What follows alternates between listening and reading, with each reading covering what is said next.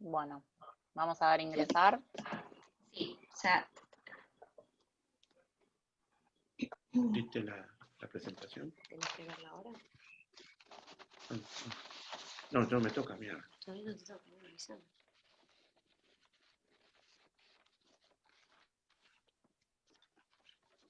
Bueno, muy buenos días a todos nuevamente. Estamos iniciando una nueva actividad junto a la Federación Argentina de Enfermería. En esta oportunidad vamos a conversar acerca de la salud y las vacunas, acercando la salud al mundo a través de las vacunas. Agradecemos nuevamente la participación y a los disertantes presentes en esta sala. Y bueno, ahora les voy a dar la palabra a Rubén. Rubén, si quieres hacer tu introducción a la actividad y bueno, que disfruten. Bueno, muchas gracias, licenciada Lucía. Y muchas gracias a Expo Medical también, porque siempre nos está permitiendo participar en este tipo de actividades, y bueno, en este año de otra manera, digamos, de manera virtual. Muchísimas gracias, y un saludo. Bueno, mi nombre es Rubén Lastra, licenciado en Enfermería, soy el secretario general de la Federación Argentina de Enfermería, y bueno, y en tal carácter y en nombre de todas las organizaciones miembros, de los órganos de gobierno, les damos la más cálida bienvenida a todos los que nos están siguiendo en este momento por la red Zoom y también en directo por el canal de Expo Medical de YouTube. Estudiantes, también colegas, público en general que nos están acompañando. Y estamos inaugurando esta serie de conversatorios. Hoy tenemos uno y recuerden, mañana también a las 10 de la mañana hay encuentros de diálogo, y también seguimos a las 10 de la mañana y conversatorios después a la tarde también, que van a ser con temas muy interesantes. Estamos inaugurando el conversatorio de la 25ª Jornada Federal de Enfermería en el marco de la Feria Internacional Expo Medical. Y hoy con un tema muy importante, básicamente en el contexto también en el que nos desarrollamos, ¿no? Un tema muy importante como son las vacunas.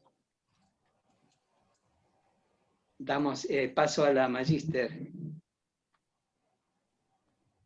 Bueno, bienvenida. Buenas tardes, muchas gracias Rubén. Bueno, soy la Magíster Nivia Beatriz Pereira, y me da mucho placer recibirlos, y reitero esta bienvenida que nos ha dado el licenciado Rubén Lastra para recibir a los disertantes de los conversatorios, y que hoy nos acompañan y van a compartir sus inmensos saberes sobre el tema que nos convoca. Pero antes quisiera decir algunas cositas, como por ejemplo, informarles que junto al licenciado Rubén Lastra, estamos dictando en la Asociación de Enfermería de Capital Federal, o sea, en AECAF, el PAI, o sea, el Programa Ampliado de Inmunizaciones, que lo dictamos anualmente, los días sábado, un sábado por mes, en forma semipresencial, para el colectivo de enfermería. Es teórico práctico, y lo queríamos decir para que la gente que le interese se acerque por las vías de comunicación de AECAF, que nos va a dar mucho gusto recibirlos.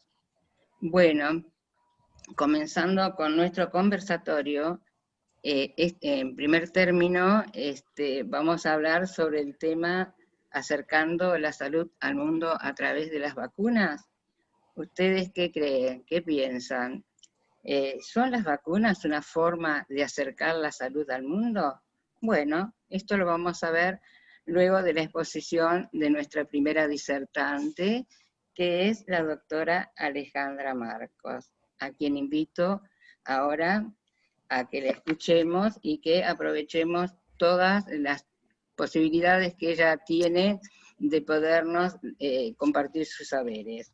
Así que voy a presentar a la doctora María Alejandra Marcos, que es médica pediatra y es magíster en servicios de salud y, y administración de sistemas de salud. Es profesora universitaria y coordinadora del posgrado de inmunizaciones del Ministerio de Salud de la Cava. Bueno, doctora, cuando usted guste, empezamos. Bueno, buenos días. Ante todo, bueno, muchas gracias por la invitación, a los organizadores, a vos, Beatriz, y a Rubén, que son los artífices de esta invitación, que compartimos muchas cosas diariamente, por ahí con el tema de vacunas, que es lo que nos une, ¿no? Así que bueno, voy a empezar a compartir la presentación.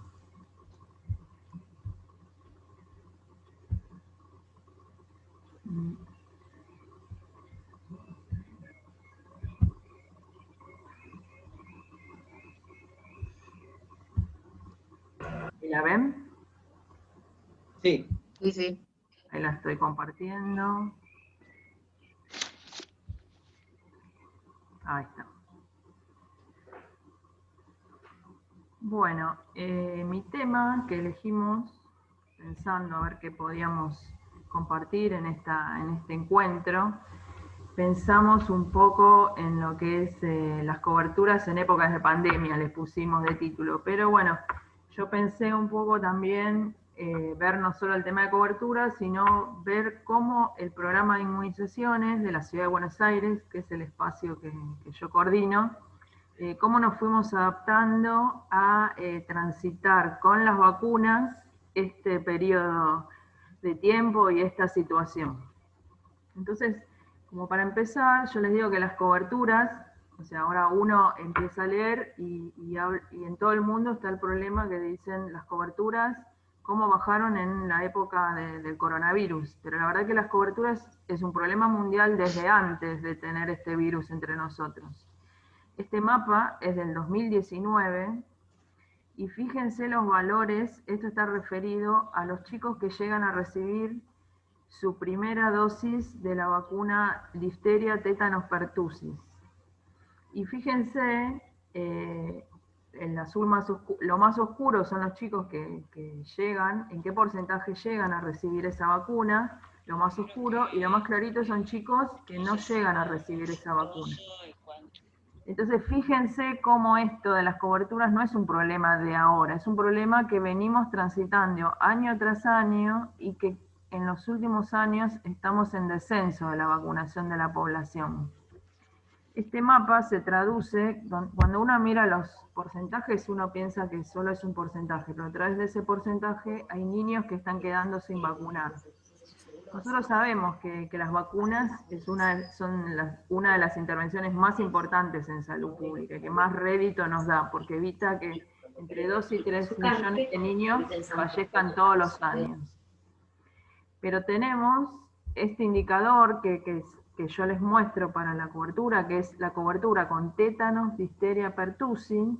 Nosotros tenemos que la cobertura global para el año de los chicos que llegan a su tercer dosis es del 85%. O sea que nos están quedando un 15% de niños que no llegan a esas 3 vacunas básicas, porque estamos hablando de 3 vacunas básicas. Y tenemos que saber que en el año, en el mundo, quedan 13.800.000 niños que no recibieron ni siquiera una dosis de esta vacuna. Entonces, el problema de las coberturas no empieza ahora. Si bien uno va a ver, y hay muchísimas publicaciones con respecto a qué porcentajes bajaron las coberturas con respecto a años anteriores, hay muchísima bibliografía.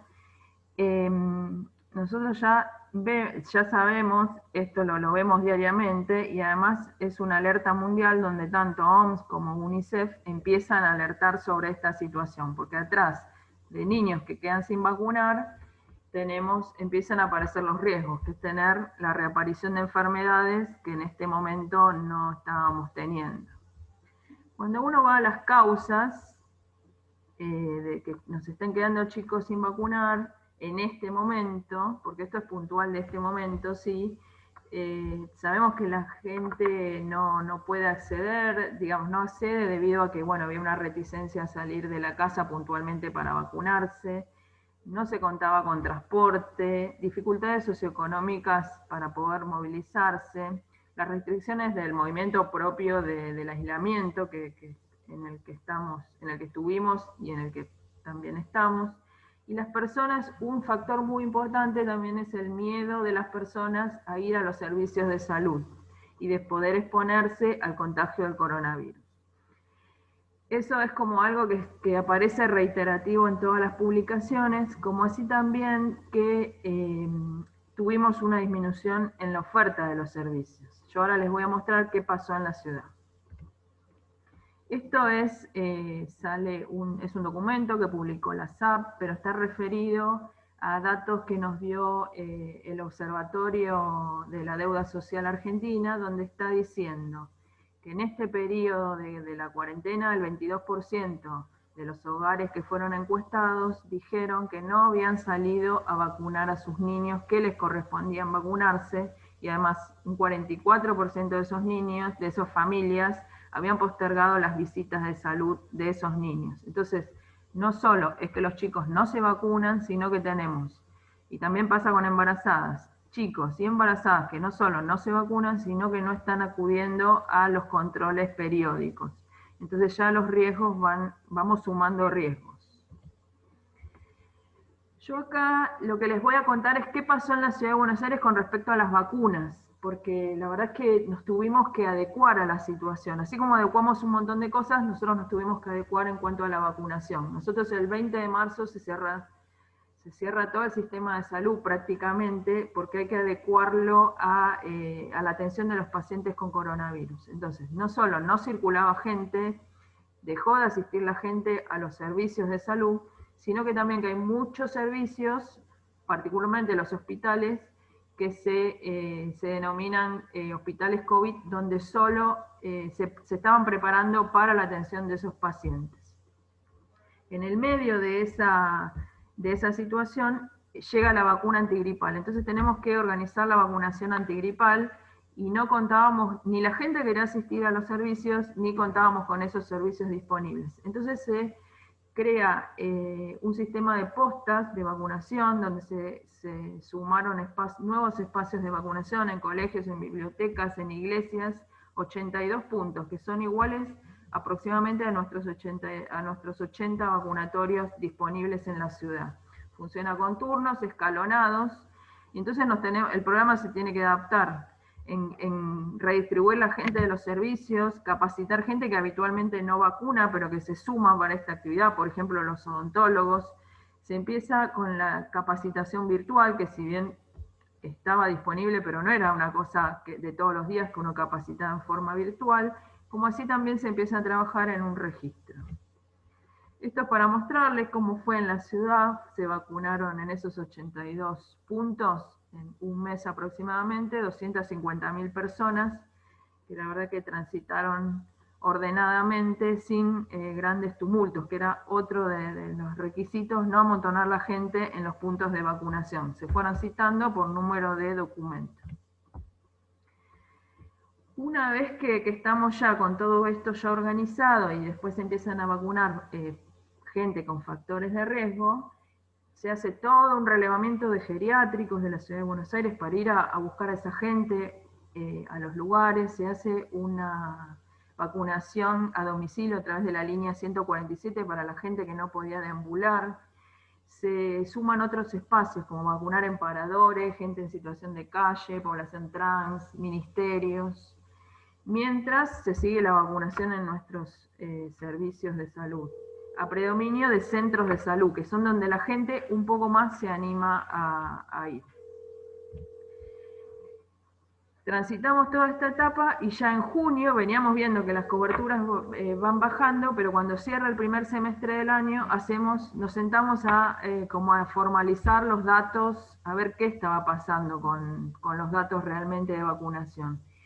Y entonces comparamos los últimos 3 años, porque el 2018 fue un año de coberturas muy buenas y el 2019 no fue tanto, entonces como que tomamos un año de buenas coberturas para mirar el descenso. Y fíjense que en las primeras 6 meses del año ya tenemos que en 2018 y 2019 nosotros ya estaríamos en 900.000 vacunas y en el 2020 estamos llegando a las 600.000 vacunas. O sea, fíjense en la reducción de vacunas que tenemos, particularmente a partir de abril, mayo, junio. En estos datos no están incluidas las vacunas antigripales, que este año la verdad que se vacunó muchísima gente. Esto es vacunación del calendario del resto de las vacunas. Cuando vamos a los vacunatorios públicos, fíjense, está en forma mensual comparado a los 3 últimos años, como el descenso que tenemos en las coberturas. Ahora después lo vamos a mirar un poco más con porcentajes, pero fíjense el descenso en lo que es a nivel público. Y fíjense que esto no es solo para el nivel público, sino que también se afecta a nivel privado. Y el privado, ellos mantenían la oferta de vacunación, porque la mayoría de los privados son vacunatorios privados que no están afectados a un sistema de salud, de atención de otro tipo de pacientes. Y también, si bien eran lugares seguros para ir a vacunarse, también vemos el descenso. Con respecto a los porcentajes, acá están porcentajes de las reducciones. Fíjense a nivel público las reducciones en abril, mayo y junio. Tuvimos en abril un 47%, en mayo 65% menos de vacunas y junio 62% menos de vacunas. Fíjense las reducciones que tuvimos en el segundo trimestre del año con respecto a las vacunas de calendario. Esto es el nivel, las vacunas que se aplicaron en los hospitales públicos. Del público separamos todos estos datos, si les interesa verlos con más detalle, se publicaron en el Boletín Epidemiológico de la Ciudad, en el BES, en el número anterior. Así que son datos públicos, los pueden ir a ver, están todos los datos detallados. Yo acá seleccioné algunos gráficos. Esto es lo que pasó en los hospitales públicos, cómo bajó, porque muchos hospitales dejaron de tener el vacunatorio abierto al público, porque eran hospitales denominadas áreas COVID, y entonces no solo que la gente no podía, tenía el acceso limitado para acceder a vacunar. Fíjense en centros de salud cómo el descenso no es tan marcado. Los centros de salud siguieron trabajando, siguieron haciendo controles de salud, atendiendo a los niños, las embarazadas, y además la gente tenía menos miedo de ir a un centro de salud. Con respecto al análisis por edades,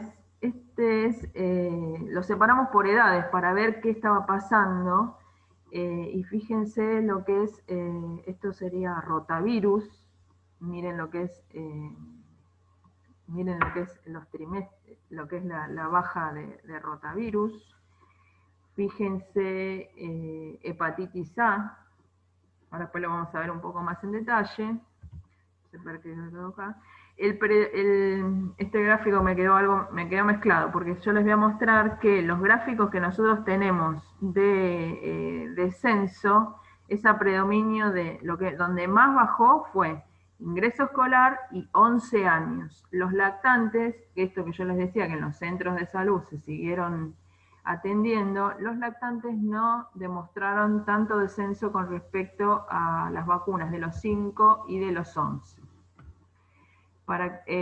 Con respecto a las vacunas de 5 años, un trimestre que nosotros aspiramos a vacunar un 24% de la corte, el segundo trimestre del año se vacunó un 3% de 5 años. Y con respecto a 11 años se vacunó el 7%.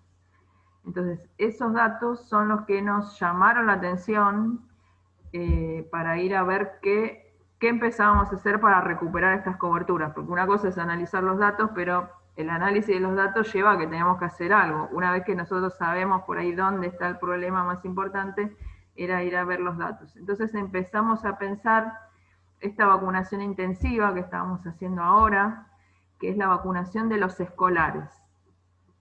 Entonces en agosto nos empezamos a preparar para esta actividad, volvimos a relevar todos los sistemas de salud, vimos todo lo que son los vacunatorios, empezamos a trabajar con los vacunatorios que no estaban trabajando para adecuarlos, hacerlos seguros, se convocaron a los vacunatorios adheridos, se volvieron a sumar espacios por fuera del sistema de salud, como jardines, bibliotecas. Se está haciendo un curso PAI que es virtual, que es la primera vez que hacemos un PAI virtual para los vacunadores que entraron a APS, porque se fortaleció todo el sistema de APS con nuevos enfermeros.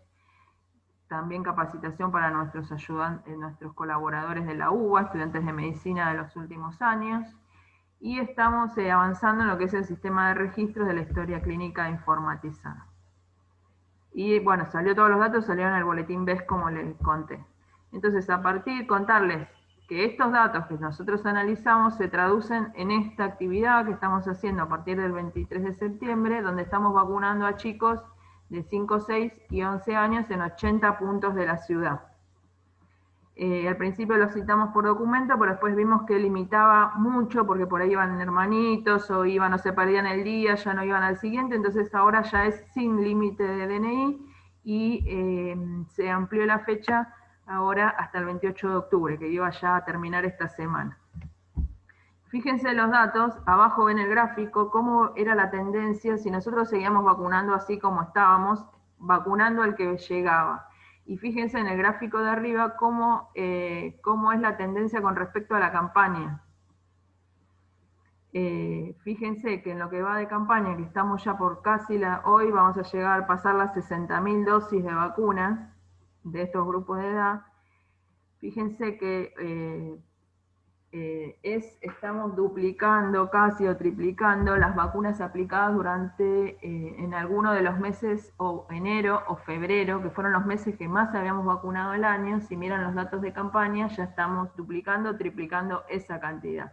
Si hubiéramos seguido la tendencia de los chicos espontáneamente vinieran, seguiríamos, fíjense la curva, cómo la vamos viendo abajo. Una diferencia muy importante.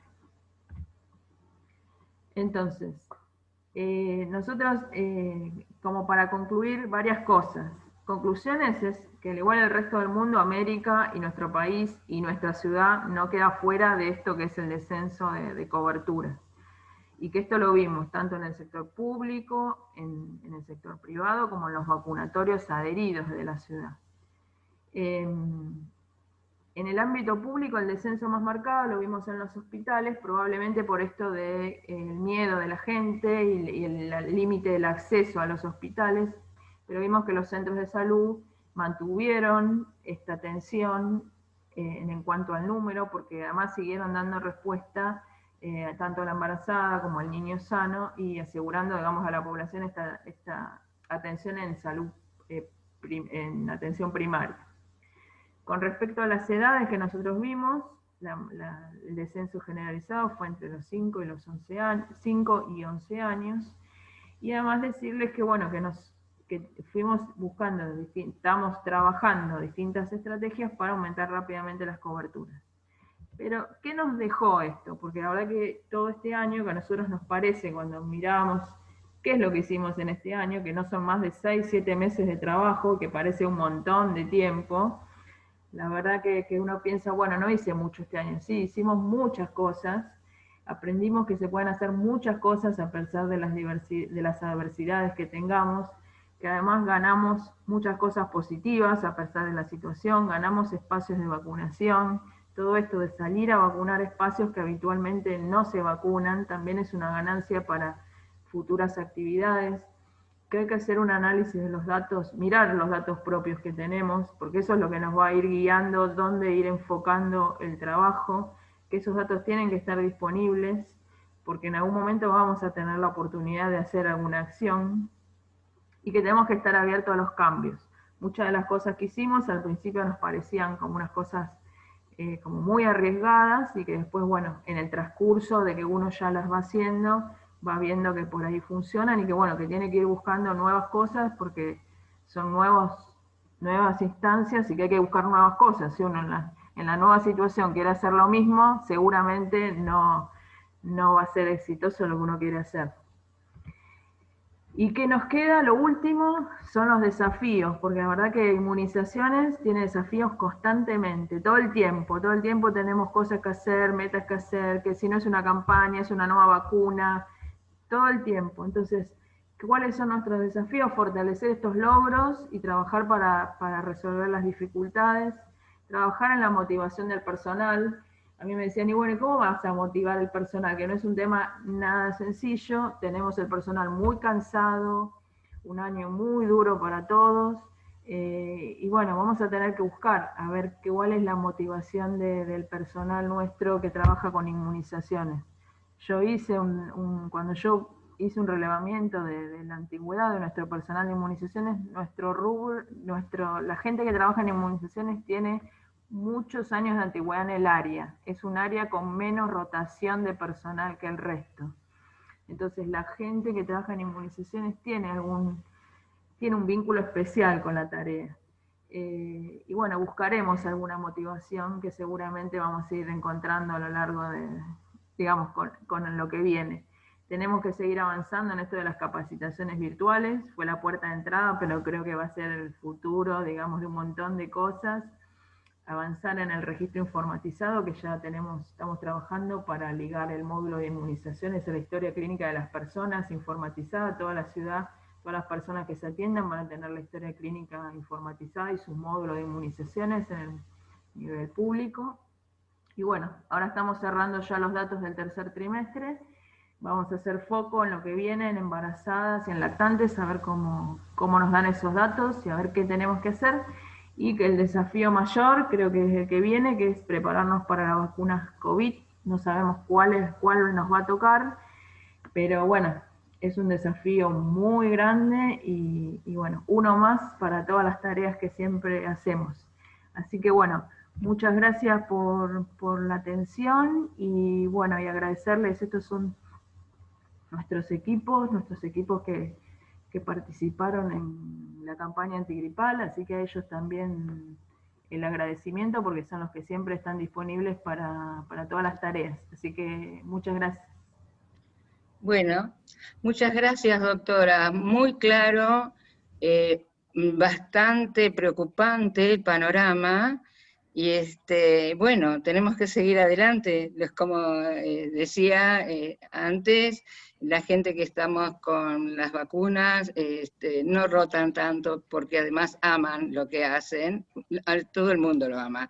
Pero creo que hay que ser muy especial para estar con este tema, porque abarca a los chiquitos, abarca a los grandes, la gente por ahí no sabe que hay vacunas para adultos. Bueno, y además, lo que sí le quería es agradecer muchísimo todo este conocimiento que usted nos ha brindado, que es muy difícil de llegar a él si no es la persona como ustedes que están en el ministerio continuamente trabajando con las estadísticas. Pero quería hacerle algunas preguntas que nos han llegado. Por ejemplo, ¿cuáles son los riesgos para la población ante el descenso de las coberturas de vacunas?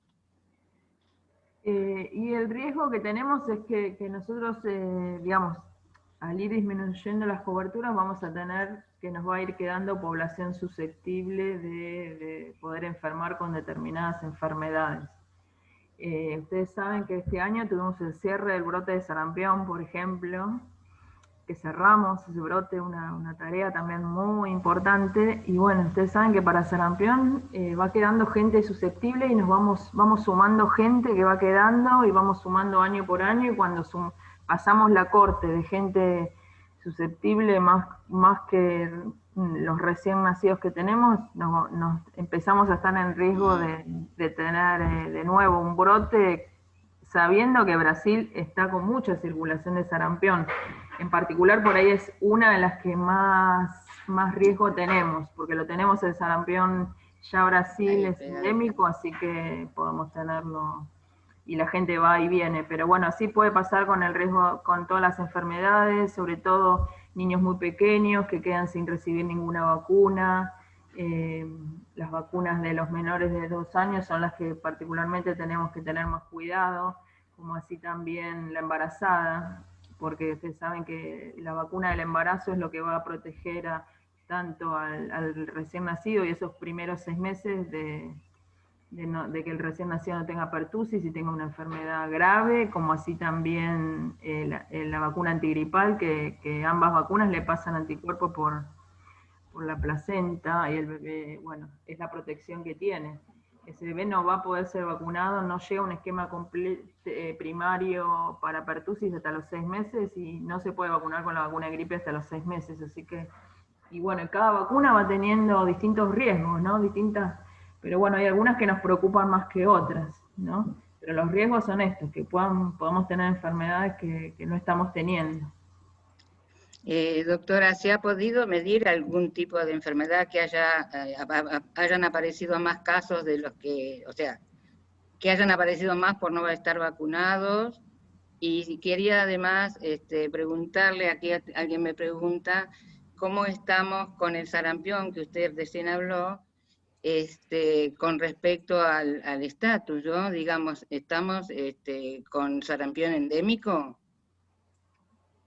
No, Argentina, con respecto a sarampión, por ahí continuando lo que es sarampión, Argentina tuvo un brote, que es el brote que más duró después de la era de que fuimos libres de sarampión, el brote del año pasado, y que se cerró este año. En marzo fue el último caso, ya se hizo la presentación en OMS, en OPS sería América, y ya volvimos, Argentina recuperó su estatus libre de sarampión, Argentina, pero no América. En América tenemos 2 países endémicos, uno es Brasil y otro es Venezuela. Endémicos, ¿qué quiere decir? Que el virus circula por más de 12 meses, y es virus que ya es de transmisión comunitaria, pero más de 12 meses. Entonces, Argentina sí estamos libres, salimos de ese brote, se concluyó el brote, pero bueno, tenemos 2 países que son cercanos, así que hay que estar atentos, y bueno, estar atentos con las coberturas y con la vigilancia, o sea, de la denuncia de esos pacientes con exantemas febriles que podamos localizar. Con respecto a la otra pregunta que me hiciste, si habíamos visto enfermedades puntualmente ahora en estos meses no hay reporte específicamente de alguna enfermedad puntual que haya aumentado por esta situación. A veces no se ven inmediatamente, sino que se ven a lo largo de que uno va acumulando gente sin vacunar. Exacto. Entonces por ahí tenemos gente más vacunada que ahora, como en este tiempo, no da lugar a que tengamos enfermedades, pero si uno sigue acumulando gente no vacunada, somos factibles de volver a tener alguna enfermedad, o de que aparezcan casos. Tengo otra pregunta, doctora. Acá me dice que a pesar de que usted habló de los factores que participan en esta problemática para que no se vacune, si podía volver a decir algunos de nuevo, o sea, decirnos de nuevo, porque se ha perdido un poquito la gente. Bueno, yo acá puntualmente cuando hablé de gente que no se había vacunado, ahora puntualicé en los factores en esta época, digamos, en este momento, que por ahí había instituciones que dejaron de vacunar porque pasaron a ser instituciones solo de atención de pacientes COVID, entonces el acceso de las personas estaba limitado, gente que no podía circular, o sea, no contaba. Digamos que acá en la ciudad no se pedía el permiso para ir a vacunar de circulación, la gente accedió sin problemas, no tuvimos problemas con eso, pero también recordemos que nosotros en la ciudad recibimos un 30% de gente que no reside en la ciudad de Buenos Aires, y esa gente no está accediendo a vacunarse en la ciudad en este momento. Y un factor que yo nombré también importante es que la gente estaba con miedo de contagiarse. Entonces no acudía no solo a vacunarse, sino también a controlar los niños.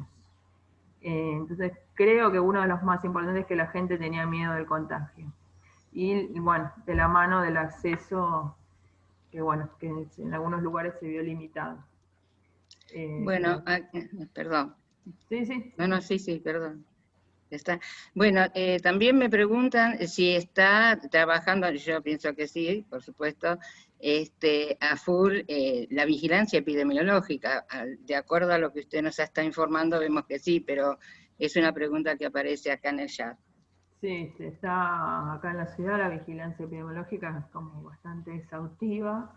Y sí, recordarles que a pesar de que no hay sarampión, puntualmente esta que justo tocamos por ahí, que es una que nos desvela esta enfermedad, porque nos costó mucho este brote, cerrar este brote, así que puntualmente si tenemos, sabemos que no hay sarampión, pero si tenemos un paciente con exantema febril, no solo es obligatorio, sino que es muy importantísimo que lo denunciemos, así uno puede seguir descartando estos casos. Si no hay sarampión se van a descartar, pero necesitamos esos indicadores que los pacientes se están estudiando, que no hay sarampión porque tenemos pacientes con exantema febril, pero son negativos o tienen otras enfermedades. Pero es muy importante seguir con la vigilancia, es digamos, es lo que nos respalda de que no hay sarampión también la vigilancia. Exacto. Bueno, le agradecemos mucho, doctora, infinitamente con todos estos datos tan importantes que nos ha dado, pero ya se nos venció el tiempo. Creo que posteriormente vamos a responder las preguntas por los medios que el licenciado Rubén Lastra dará a conocer, y bueno, se las haremos llegar también, doctora. No hay problema. Muy amable, muchísimas gracias. Gracias a usted. Bueno, vamos a continuar con nuestro webinar con la segunda exposición que nos la va a dar la licenciada María Silvia Pachado, bien digo, y ella nos va a hablar de la renovación y mejora en la infraestructura del servicio de vacunación del Hospital de Clínicas José de San Martín y vacunación segura. La licenciada es Silvia Pachado, María Silvia Pachado es profesora y licenciada en enfermería, y es jefa del vacunatorio del Hospital José de San Martín, Hospital de Clínicas José de San Martín. Bienvenida, Silvia, y bueno, esperamos tu exposición. Muy amable y muchas gracias. Bueno, muchísimas gracias por la invitación. Voy a ver cómo compartir la pantalla.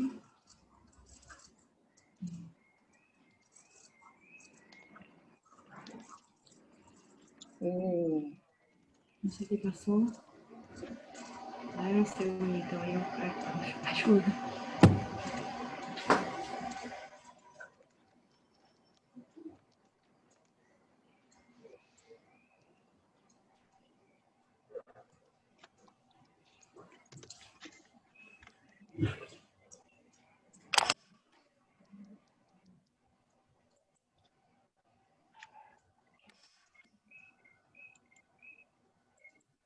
Ahí está compartiendo pantalla.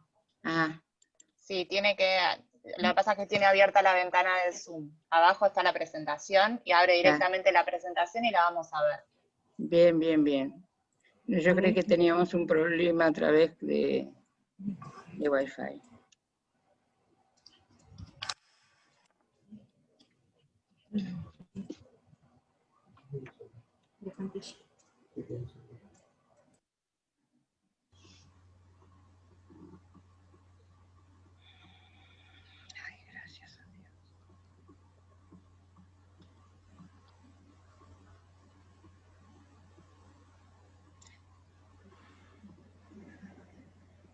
Un segundito que voy a acomodar este problema.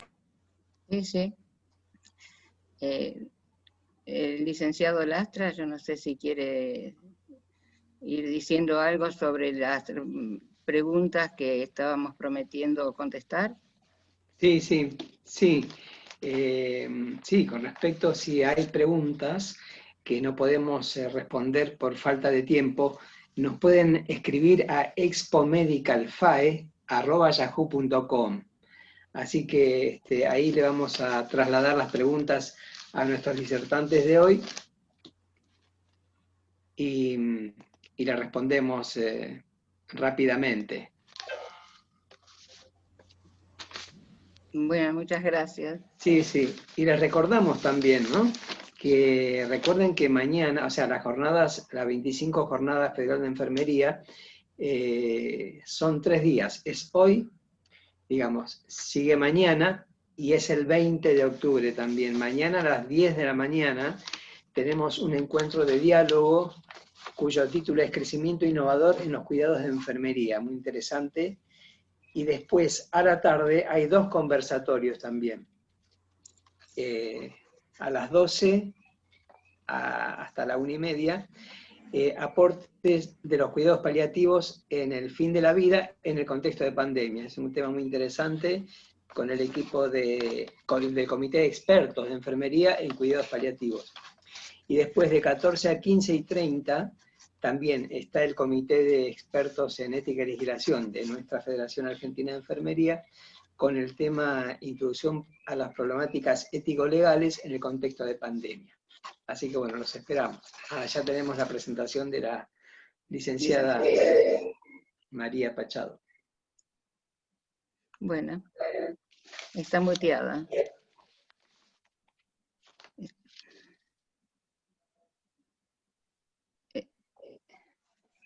Ahí le habilitamos el micrófono, ahí está.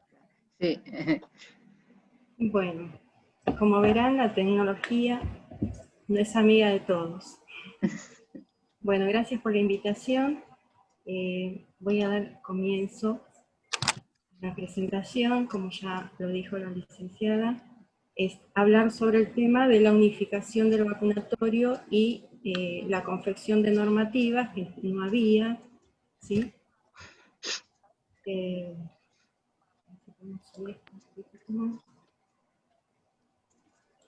Bueno, para el gerenciamiento de un vacunatorio se requieren de 3 pilares. Por un lado vamos a tener la gestión, que es el ejercicio de la responsabilidad sobre las actividades que confluyen en un proceso de acción a través de 5 etapas. Las etapas, bueno, van a ser la planificación, donde se planifica un programa de acción. La organización está confeccionado por un organigrama jerárquico de quienes van a participar en ese proyecto. La integración está atravesada por los recursos humanos, los recursos materiales. La dirección es donde se toman las decisiones. También tiene que haber una buena comunicación, motivación, como decía la doctora Alejandra Marcos, negociación. Bueno, todo este proceso se realiza con la finalidad de alcanzar los objetivos de la gestión.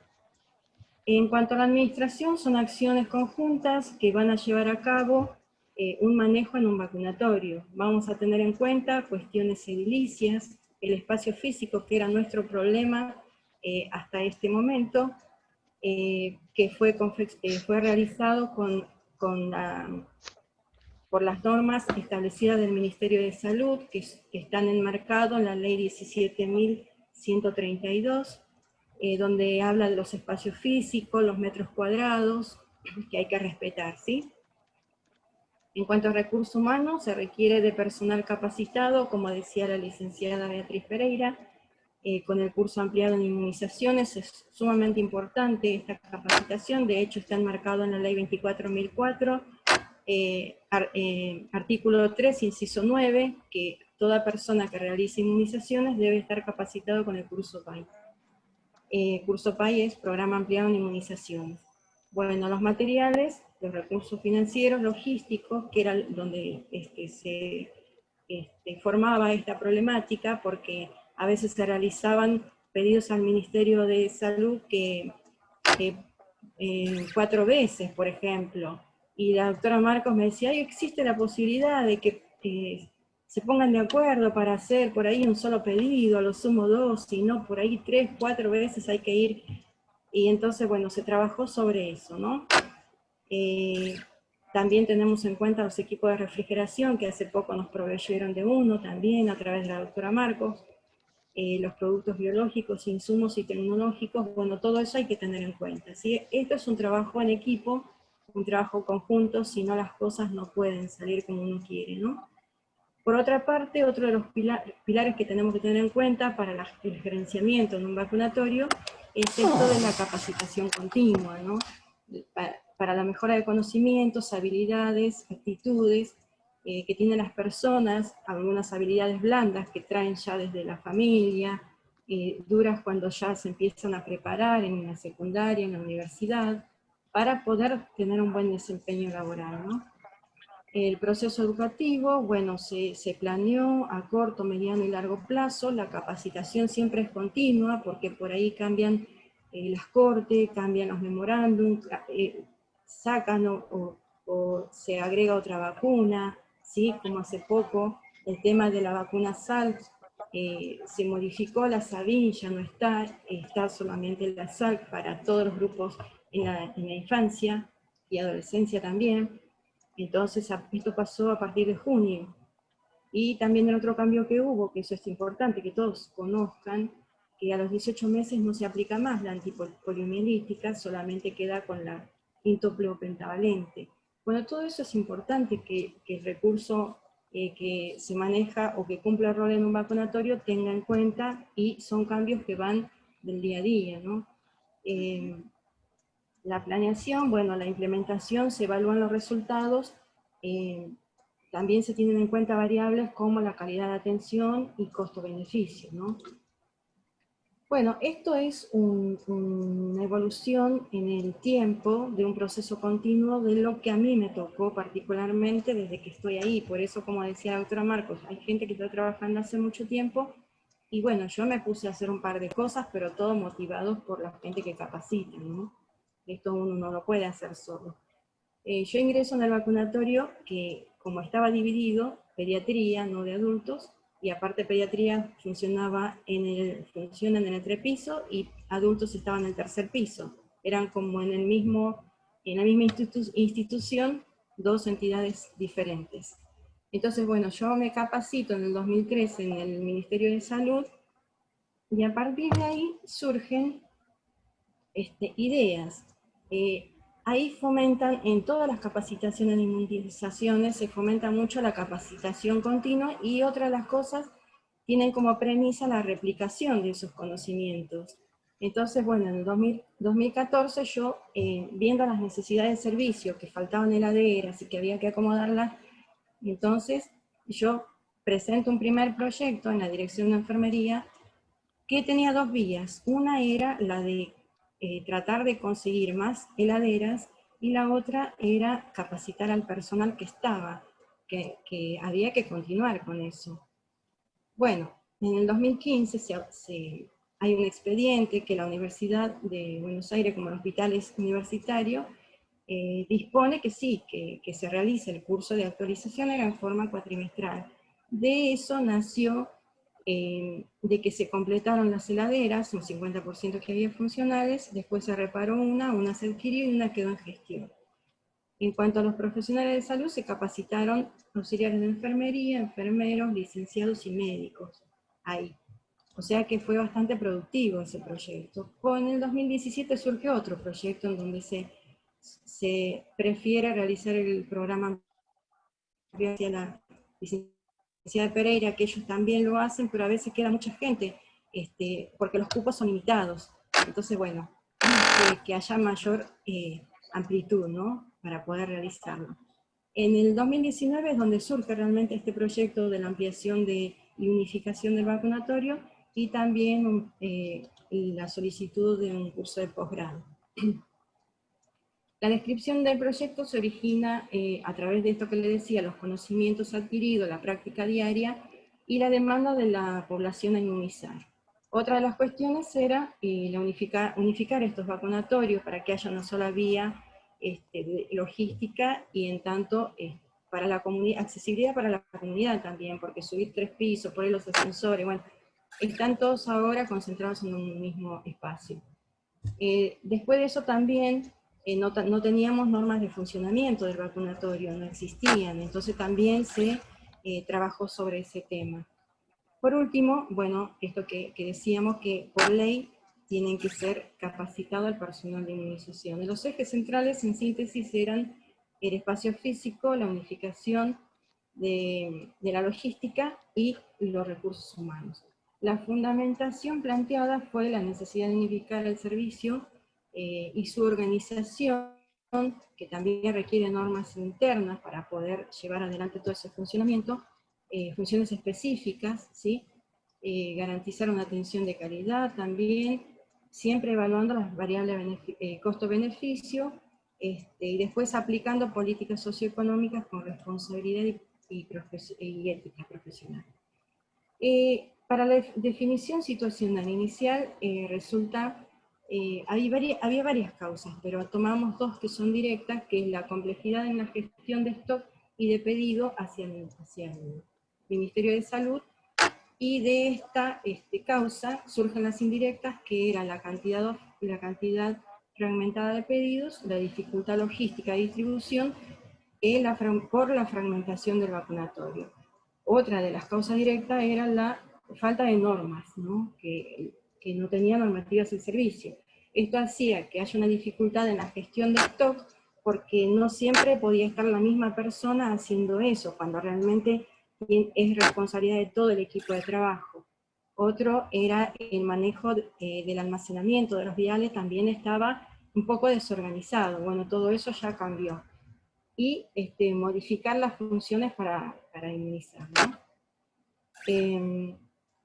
La delimitación de la población, el vacunatorio se encuentra ubicado en Recoleta de la Ciudad de Buenos Aires, tiene una población concurrente que proviene no solo de la ciudad autónoma, sino del conurbano bonaerense, de otras provincias que vienen a hacerse estudios acá, se aprovecha la oportunidad perdida también y se los vacuna, además de diferentes países, ¿no? Con esto de bastante migración que había.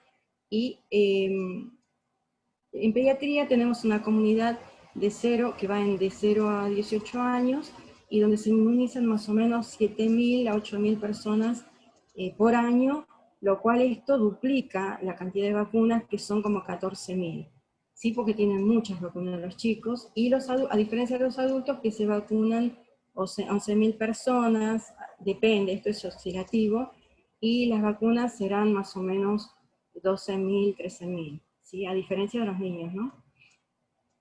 Por otra parte, se beneficia el equipo de salud del vacunatorio. ¿Por qué? Porque también es la población que necesita trabajar en forma correcta, ¿no?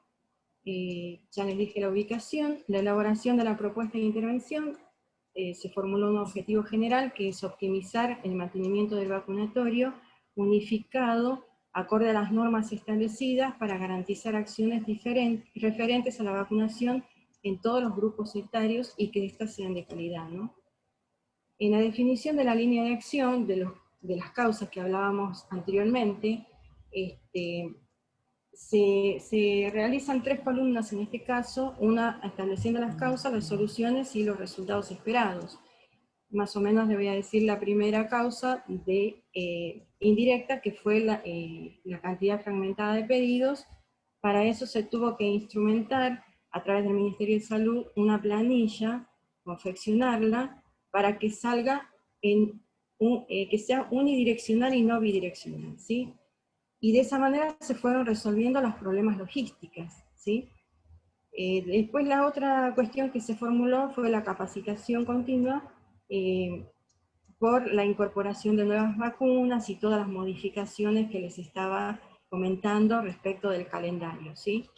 Otra de las causas, que eran las que no había normativa, bueno, que dificultaba la gestión de acuerdo al sistema FEFO, que esta es una técnica de gestión para la administración de los insumos, ¿no? Que uno va a utilizar las que van a vencer primero, las ponemos en sentido proximal para que el inmunizador vaya y tome el biológico, y las que vencen posteriormente las ponemos en la parte posterior, de atrás, posterior. Tenemos refrigeradores suficientes como para llevar adelante esta dinámica, También se trabaja mucho con la parte de capacitación, ¿sí? Se tomó, si eso era una problemática para el almacenamiento, bueno, se empezó a capacitar, la solución era capacitar al personal. ¿De qué manera? En el horario de receso de 12 a 13 horas se realizó un diseño metodológico para unificar criterios también, ¿no? Y de esa manera se establecen las normativas, ¿sí? Y quedan funcionando. ¿Cuál es el cronograma de la gestión de proyectos? Fue diseñado de esta manera. Se presentan las actividades, en el mes de octubre inicia, también se controla el tema de los avances del vacunatorio, en el mes de noviembre, la primera quincena, se trabaja sobre la evaluación técnica de los recursos materiales, la capacitación otra vez siempre constante, para ambos es recurso humano, porque era como que unos hacían pediatría, los otros adultos, y no, como que era difícil tratar de unificar esa parte ahora. Habíamos logrado el vacunatorio, ahora faltaba integrar a los inmunizadores a que tanto adulto vacune pediatría como pediatría adultos. Bueno, había que capacitarlo para eso, ¿sí? Bueno, eso se realizó en noviembre, entre la primera y segunda quincena, y en diciembre se inaugura el vacunatorio ya unificado, que lleva por título vacunatorio integrado, no vacunatorio de pediatría o de adultos como era anteriormente. Como conclusión era esto, ya se recuperó el espacio físico que se logró hacer en 15 meses, ¿sí? Con las normas de habilitación que decíamos que era la 17.132, y además se unificaron ambos vacunatorios, y por último, la confección de las normativas y la capacitación de recursos humanos. Lo que sí queda, la evaluación en proceso, porque estos resultados de los indicadores que arrojen, que hay una tabla diseñada para esto de los indicadores de capacitación, entonces bueno, según esos indicadores se realizará un nuevo diagnóstico y por ende un nuevo proyecto estratégico situacional para la mejora del servicio. Acá un poco le dejo la bibliografía que yo trabajé, y este es el vacunatorio actual, este es el Hospital de Clínicas. Bueno, muchas gracias por su atención. Bueno, muchas gracias, licenciada Pachado, muy interesante su intervención en esto de reformar justamente la parte edilicia, que tan pocas veces nos toman en cuenta a los licenciados en enfermería en la parte de la arquitectura, ¿no es cierto?, de los espacios para que la enfermería pueda cómodamente. Y acá tengo algunas preguntas, licenciada. Ya reinicio. ¿Podría decirnos cómo es el protocolo de atención para la comunidad que concurre al vacunatorio en relación al tema del COVID? Sí, justamente acá yo en esta foto es así como estamos trabajando con la protección, porque hay un protocolo institucional que dice que tenemos que trabajar con camisolín, barbijo, hasta barbijo 3M en algunas circunstancias, máscara, cofia, ¿sí? Guantes si fuera necesario. La idea es preservar al personal que está trabajando, porque el vacunatorio cuenta con 7 personas, de las cuales 6 están con licencia sanitaria. Entonces tenemos apoyo de residentes de enfermería, de 2 residentes de enfermería, y bueno, tenemos que cuidarnos entre los 3 para ver que tratemos de llegar a la reta final, ¿no? Así que estamos protegidos con las normas de bioseguridad.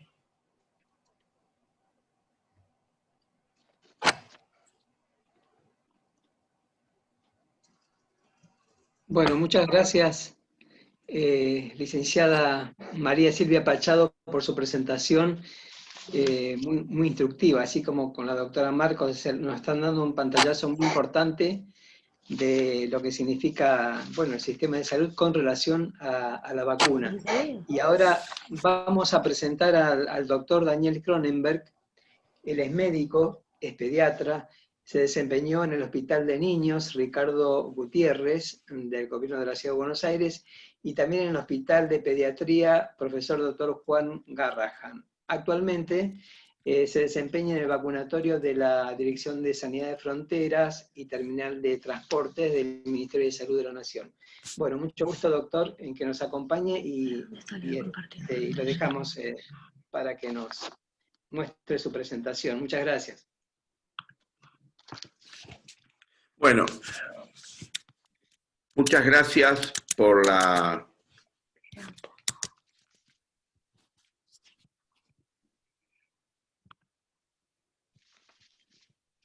Un minuto.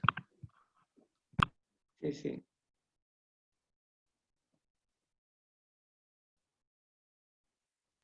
Les recordamos a todos que para solicitar los certificados de asistencia a estas actividades de FAEB, lo pueden hacer enviando un mail a consultas@expomedical.com.ar. No lo vamos a enviar en el mismo día, pero en el transcurso de los días y de las semanas van a estar recibiendo los certificados. Ahora vamos a escribir el mail en el chat de Zoom. Ahí está el doctor compartiendo pantalla.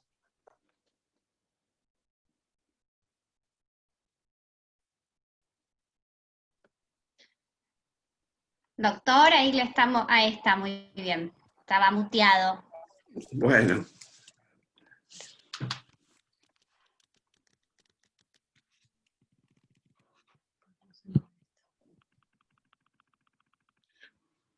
Bueno, muchísimas gracias por la invitación a los licenciados y festejo esta temática de tratar los temas de vacunas. Ustedes saben que junto con el agua potable, la introducción de vacunas en la salud pública es la acción más importante para aumentar la calidad de vida, los años de vida y disminuir todas las enfermedades infecciosas que pueden ser prevenidas por la vacunación.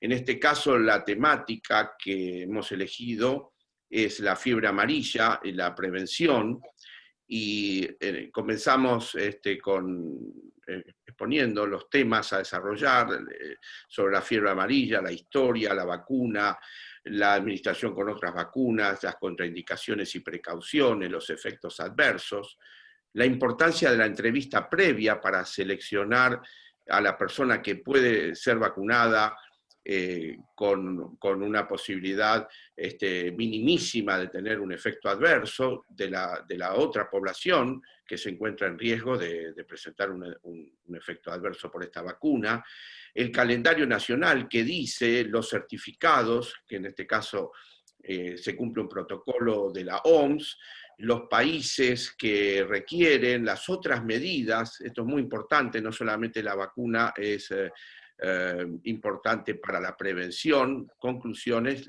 las preguntas y las referencias, ¿no? En este caso vamos a pasar a definir qué es la fiebre amarilla, que es una enfermedad infecciosa. Sabemos que está provocada por un virus y transmitida por cierto tipo de mosquitos, cuyo reservorio natural está en las zonas selváticas, fundamentalmente en el mono enfermo que contagia al mosquito y de ahí al hombre, ¿no? Es una enfermedad que se llama fiebre amarilla por la presencia de fiebre, la ictericia, el compromiso hepático, compromiso sistémico, orgánico, renal, cardiovascular, y se la conocía antiguamente con la enfermedad del vómito negro, por las posibilidades de coagulopatía, hemorragias que presentaba. Acá vemos las imágenes de la Aedes, es que el transmisor en las áreas urbanas, Hemagogus y Sabetes en las áreas selváticas, ¿no? En cuanto al mosquito, el Aedes aegypti se reconoce por estas zonas blanco y negra que tiene en el dorso y en las patas. Es un insecto que vive aproximadamente 30 días, no se aleja más de 300 metros, peridomiciliario. Las larvas se depositan en reservorios de agua, inclusive una tapita gaseosa puede ser un reservorio de agua limpia que puede ser el factor que transmita la enfermedad. Transmite además otras enfermedades, este mismo Aedes, como el dengue, el Zika, el chikungunya o el paludismo. ¿Cómo se transmite? Por el mosquito que pica al animal previamente enfermo y de ahí a una persona o a un animal sano. Ahí vemos el mosquito en las áreas selváticas y luego cómo se produce este círculo vicioso de transmisión, cuyo foco principal estaría dado en la selva, pero dada la convivencia de los Aedes con las personas en los domicilios, la peligrosidad de esta enfermedad en las áreas urbanas. Tenemos que aclarar que no se transmite entre persona a persona, ni por contacto personal, ni siquiera por estar una persona cerca de un mono enfermo o inclusive un mono muerto. Si se transmite, siempre necesitamos el vector, que es el mosquito. La enfermedad es endémica de América Latina y del África, especialmente del África, una franja ancha de África central.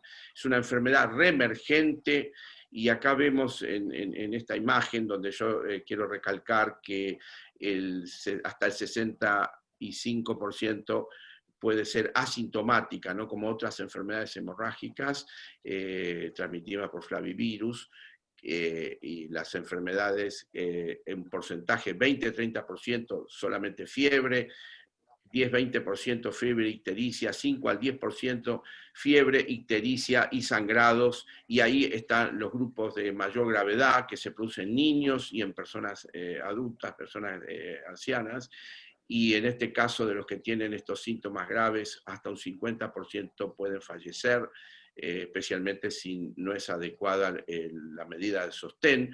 No tiene un antiviral específico este virus, solamente las medidas son de sostén en terapia intensiva. Acá vemos que en una primera fase hay una incubación de 3 a 6 días con fiebre, dolor de cabeza, vómito, sangrado, encías, mialgia, pérdida de apetito, orina con sangre. Pasa a la segunda fase al 10º día, un porcentaje ya más pequeño, con hematemesis, con vómito de sangre, ictericia, y el paciente que no es tratado, y aún los tratados pueden integrar un grupo entre un 30 y un 50% de mortalidad. Esta enfermedad, tenemos que decir, que es, junto con la rabia, las dos enfermedades con mayor mortalidad posible. Estas dos enfermedades tienen vacuna. Aquí vemos que hasta 900 millones de habitantes viven en las zonas endémicas de África, América Latina. 200.000 personas se registran como enfermos todos los años y 30.000 de ellos fallecen. Este número de 200.000 es posiblemente mucho más alto, como dijimos, hasta un 60% pueden ser asintomáticas y entonces no las podemos contabilizar. No tiene un tratamiento específico curativo, la medida más importante de todas es la vacuna. Perdón, vamos a ver, ahí vemos el mapa donde se observa la zona muy importante de América Latina, ya en México, América del Norte no se encuentra como endémica. La Argentina, la vemos, en este caso, no tiene en este momento personas activas que hayan tenido fiebre amarilla, pero nuestro territorio, en estas zonas de Misiones y Corrientes, en las zonas selváticas, los monos todavía no han sido la zona a nivel de lo que sería la epizotia o la endozotia, en cuanto a la zona de los selvática. No estamos declarados libres, porque tiene que pasar un cierto tiempo sin que se encuentre ningún mono enfermo muerto por fiebre amarilla. Vemos la zona muy ancha de la zona mediana, de la zona media del África, y no se encuentra en Europa, no se encuentra en Asia, tampoco en Oceanía. La historia es muy interesante, que esta enfermedad ha diezmado a las poblaciones, como lo muestra el cuadro de Blanes, donde se ve al chiquito tomando pecho de la mamá muerta, este cuadro que hizo el pintor uruguayo muestra el año 1871 que diezmó la población de la ciudad de Buenos Aires, de 190.000 provocó la muerte de 14.000 personas, todo esto en muy pocos meses, y ahí muestra donde la desesperación de la mamá fallecida. Esta enfermedad nació en África Oriental, pasó al África Occidental, y de ahí, por el tráfico de esclavos en los siglos XV, pasó a América.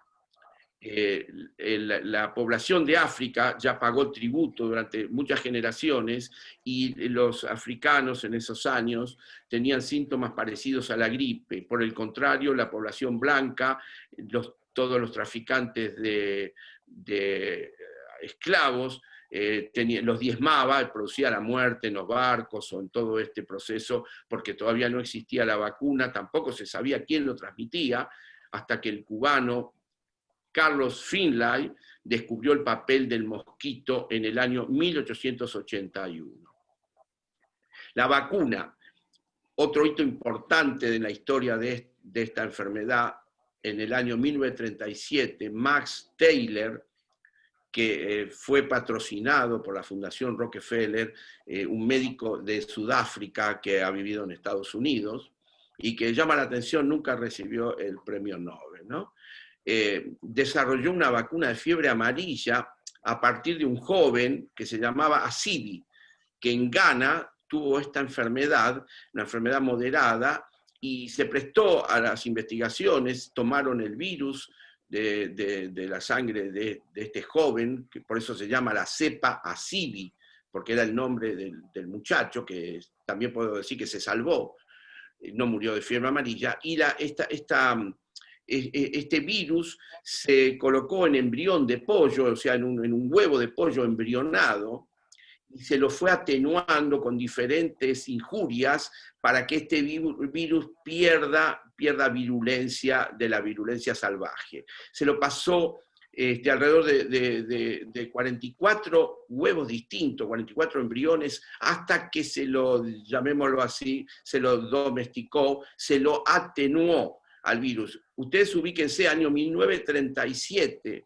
el doctor Taylor, generando esta estrategia de atenuación del virus, él fue también uno de los que se aplicó la vacuna. Esta vacuna lleva alrededor de 500 millones de dosis, con una excelente inocuidad, y los millones y millones de personas que ha salvado el descubrimiento del doctor Taylor. Fue la segunda vacuna, después de la vacuna de la viruela, que se incorporó a la oferta de la población mundial. Fue un gran éxito, y que hoy tenemos esta misma cepa que desciende de la cepa Asibi en la vacuna que se llama 17D contra la fiebre amarilla, y que se administra medio mililitro intramuscular subcutánea. Al 10º día de aplicada genera anticuerpos en el 90%, y a los 30 días estamos en un 99%, aproximadamente 99% de protección, con una duración de los anticuerpos neutralizantes que se consideran que son de por vida. ¿Quiénes se deben vacunar? Las personas a partir de los 9 meses y mayores que residan o viajen a una zona donde circula el virus, por lo menos 10 días antes, pero teniendo en cuenta las precauciones y las contraindicaciones, ¿no? Contraindicaciones, de más está decir, significa prohibido, y precauciones quiere decir que hay que analizar cada caso individual por su médico de cabecera, y en este caso, aún con los análisis del médico de cabecera en el vacunatorio en que trabajamos junto con el licenciado Rubén Lastra, nosotros hacemos una entrevista personalizada para hacer un segundo check-in, una segunda opinión para discernir si la persona está en situación de contraindicación o de precaución. También se vacuna a las personas que trabajan en el laboratorio de fiebre amarilla o que vacunan, y las personas, tenemos que decir que los que no se hayan vacunado nunca tienen que evitar viajar a la zona de fiebre amarilla. La aplicación en sí es una inyección subcutánea o intramuscular, las personas con alteración de coagulación solamente intramuscular. La vacuna que usamos nosotros en Argentina es la Stamaril. Hay 2 vacunas autorizadas en el mundo, una es la vacuna brasilera y la otra la Stamaril de origen francesa. No es necesario estar en ayunas para su aplicación, no se usa alcohol porque esta, así como la vacuna triple viral, es un virus vivo atenuado y podría inhibirla, y se hace una limpieza con agua destilada, y también se recuerda que luego de vacunado permanezca 15 minutos sentado, como cualquier otra vacuna, para evitar alguna situación de síncope, que en este caso tiene una connotación mayor, porque esta vacuna no se da en todos lados, o sea, la gente tiene como si fuera una situación de un miedo un poco mayor, pero esta vacuna no provoca mayores reacciones así inmediatas que otras. Pero como cualquier vacuna, especialmente en adolescentes, dejar sentado 15 minutos después de la aplicación. En relación a otras vacunas concomitantes, esta se podría dar en el mismo día o en el mismo momento con cualquier otra vacuna en sitios diferentes. Pero en el caso de virus vivo atenuado, se puede dar el mismo día o con un intervalo de 28 días entre una vacuna triple viral y la de fiebre amarilla o la de varicela, o sea, en este caso, las vacunas que integran la triple viral, sarampión, rubiola y paperas. No hay datos sobre la respuesta de dar concomitante la de cólera oral, que de todas maneras nosotros no la tenemos en el país. En el caso de las contraindicaciones, ahora ya estamos en los grupos de riesgo. ¿Qué dice Stanley Plotkin, que es el padre de las vacunaciones, en su libro Vacunas, que los menores de edad tienen un mayor riesgo para tener reacciones adversas? No debe ser aplicada en menores de 6 meses y la vacuna se sugiere a partir de los 9 meses. ¿Qué pasa entre 6 y 8 meses? Tratar de tomar otros recaudos para no contraer la enfermedad, que sean precauciones, porque la vacuna en estas edades, entre 6 meses y 8 meses, inclusive, quiere decir 8 meses y 29 días, estamos en una edad con posibilidad de reacciones adversas, como vamos a ver en la próxima placa. Los niños de 6 a 8 meses ¿podrían ser vacunados? Sí, hay que establecer un riesgo así personal, individual, buscando el motivo. Tiene que haber un riesgo muy grande, y esto podría ser en zonas de residentes, o sea, quizás en algunas zonas de Brasil, si nos encontráramos y estuviéramos ante una emergencia de epidemia, tenemos que considerar esta posibilidad. Y en el caso del viaje, nosotros aconsejamos que no viaje, que no llegue el chico a esta edad antes de los 9 meses, porque el riesgo de vacunar versus el riesgo de prevenir tiene que ser considerado, y no está exento de riesgos este chico pequeño, como vamos a ver después. Y acá Stanley Plotkin aconseja retrasar el viaje hasta que el niño cumpla los 9 meses. De todas maneras, da un segundo consejo, incluso esto lo digo como pediatra, que el niño no viaje antes de los 12 meses, ¿no? El Ministerio de Salud argentino la aconseja en las zonas, en las provincias de Corrientes y Misiones y otras provincias, la aconseja aconseja como vacuna obligatoria a los 18 meses. Las contraindicaciones: los menores de 6 meses, las embarazadas, la alergia a cualquier componente de la vacuna, como el huevo, las proteínas, la gelatina, una enfermedad febril aguda, intercurrente, las inmunodeficiencias primarias o el HIV cuando se encuentra con CD4 menor a 200 por milímetro cúbico. La disfunción del timo también es contraindicación: timoma, timectomía, miastenia, síndrome de Di-George, neoplasias, trasplantes.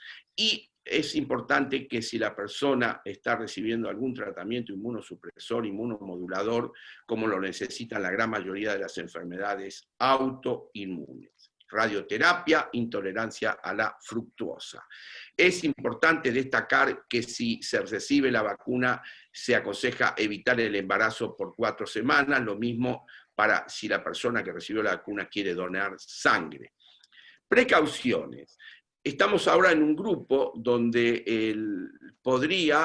decimos podría, está en eventual la posibilidad de darse la vacuna, pero Ministerio de la Nación, Ministerio de Salud de la Nación argentino y las recomendaciones internacionales, en el caso de ser un viaje de turismo, aconsejamos a los grupos de riesgo, de precauciones, se recomendamos no viajar, que traten de buscar una zona de turismo, pero si el viaje es imprescindible y no lo pueden evitar, tendrá un médico de cabecera que evaluar la conveniencia, emitir orden médica, en el caso de expedirse por la vacunación, y la persona deberá firmar el consentimiento previo. Mayores de 60 años están en este grupo de precauciones, que no han sido vacunados previamente. Hay efectos adversos descritos, neurológicos o viscerotrópicos, con una frecuencia de 1,1 cada 100.000 dosis, y si es más de 60 años, 3,2 cada más de 70, si es más de 70, en el mayor de 60, 1,1 cada 100.000, y 3,2 si es mayor de 70 años. La infección por HIV asintomática con CD4 más de 200 células por milímetro cúbico, también se encuentra en este grupo de precauciones las mujeres embarazadas. Es una situación que de por sí uno consideraría de no vacunar, pero en situaciones muy extremas de epidemia, las autoridades de salud local podrán considerar la posibilidad o no de vacunar. Los niños de 6 a 8 meses ya los mencionamos, pero aquí se agrega que tienen la posibilidad, siempre se usa el potencial, en también situaciones de alto riesgo epidémico, generalmente sería para personas que viven en zonas de epidemia, con un riesgo de 50 a 400 casos cada 100.000 niños vacunados. Esto está descrito, que existe esa posibilidad, y que si es por turismo, evidentemente, hay que considerar no hacer el viaje en esas edades. Las madres que amamantan, también situaciones de epidemia y tienen hijos de mayor de 9 meses, podrían, y si tiene de 6 a 8 meses también se deberá considerar la posibilidad de darla en grandes epidemias, pero en ese caso se sugiere la interrupción temporal de la lactancia, desechando la leche durante 2 semanas por el riesgo de pasaje en la leche materna. Los efectos adversos, como cualquier medicamento, tenemos un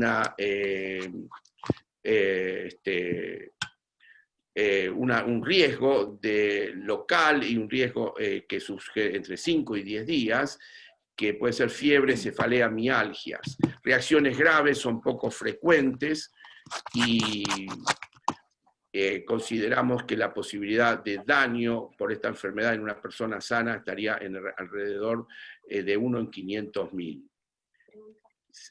La entrevista previa son las preguntas que dijimos para detectar a la gente que está en contraindicación y en precaución.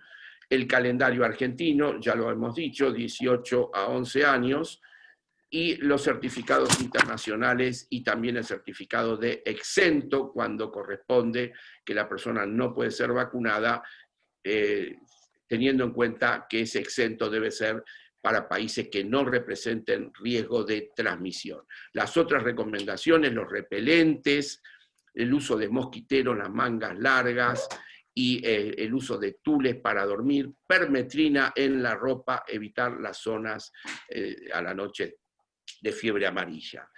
Los monos son un factor de alerta cuando los encontramos muertos en la selva, para que se hagan campañas de vacunación de bloqueo. Hay un link que acá lo ponemos con los listados de países que los exigen o que tienen fiebre amarilla. Las conclusiones son que estamos en una enfermedad reemergente. La vacuna es importantísima para bloquear que una persona se contagie, y también para bloquear de que lleve esta enfermedad a zonas donde está el mosquito de la Aedes y no tienen fiebre amarilla, como es el caso de la India. En esta época de COVID, esta enfermedad nos está llamando la atención de que todos los países tienen que trabajar concomitante para la lucha contra esta enfermedad. Ahora vamos a pasar a las preguntas. acá quedan los... Sí. Y muchísimas gracias.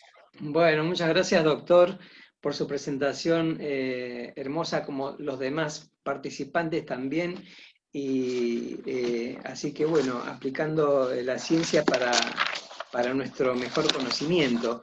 Y una pregunta que nos hacen habitualmente, que le vamos a formular, es típica, digamos, ¿se pueden aplicar las vacunas, por ejemplo, una pregunta muy habitual, las vacunas, por ejemplo, triple viral, sarampión, rubiola, paperas o MMR también como se le llama, y fiebre amarilla, con una distancia de 10 días, por ejemplo, entre ambas, con ese intervalo, ¿se pueden aplicar?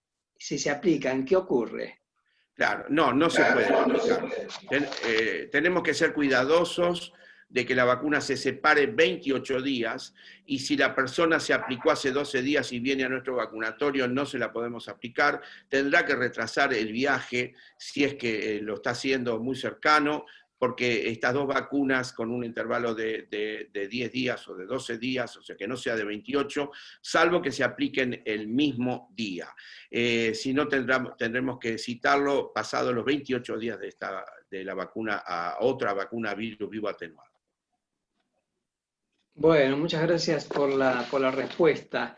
Y también, bueno, la varicela, ¿no? La vacuna antivaricela también es a virus vivo atenuado, que tiene que haber ese lapso.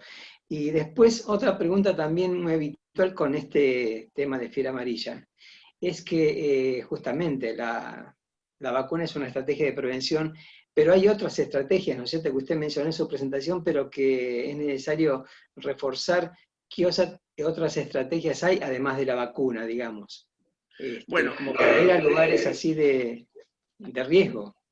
Bueno, aquí usted imagínense que hay chicos que están viviendo en zonas endémicas y que todavía no cumplieron los 9 meses, y ¿cómo los cuidamos? Es decir, las madres en esas zonas, si las madres son vacunadas, esos primeros 6 meses se piensa que podría haber algún grado de protección por pasaje materno, pero esos niños o personas que viajan, aún los vacunados, tienen que agregar el uso de repelentes, la ropa blanca o color claro, manga larga, uso de sombrero con visera, incluso cubrir las orejas, el pantalón largo, medias, zapatillas blancas.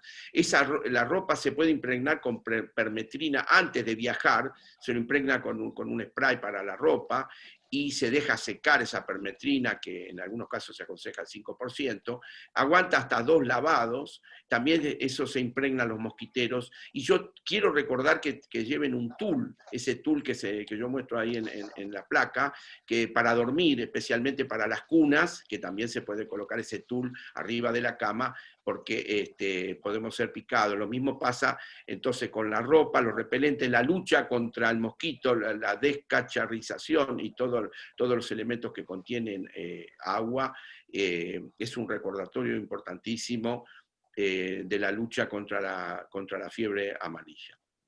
Bueno, muchas gracias, doctor. Y también muchas gracias, doctora Alejandra Marcos y licenciada María Silvia Pachado, por su participación. Y desde la Federación Argentina de Enfermería les agradecemos también a Lucía de Expo Medical, en nombre también de la Magíster Beatriz Pereira. Bueno, muchísimas gracias, Rubén. Y a todos los disertantes que participaron en esta actividad sobre las vacunas. Y bueno, una vez más agradecerles a todos los presentes por haber participado, recordarles que en el día de mañana continuará este ciclo de capacitaciones que está brindando la Federación Argentina de Enfermería, que con tanta seriedad y claridad están encarando estas jornadas que continuarán hasta el 20 de octubre, ¿verdad, Rubén? Sí, sí, sí. Los esperamos mañana y el 20. Perfecto. Bueno, entonces, si ya no hay más consultas, podemos dar por finalizada este webinar. Y bueno, los esperamos mañana. Aún están a tiempo de participar quienes no se inscribieron. Muchas Bien. gracias. Muy bien. Gracias. Muchas Muchísimas gracias. a los doctores, Muchas gracias, licenciados. Lucía. Muchas Muchas gracias a gracias a todos. Estamos reencontrándonos mañana. Hasta mañana. Hasta mañana.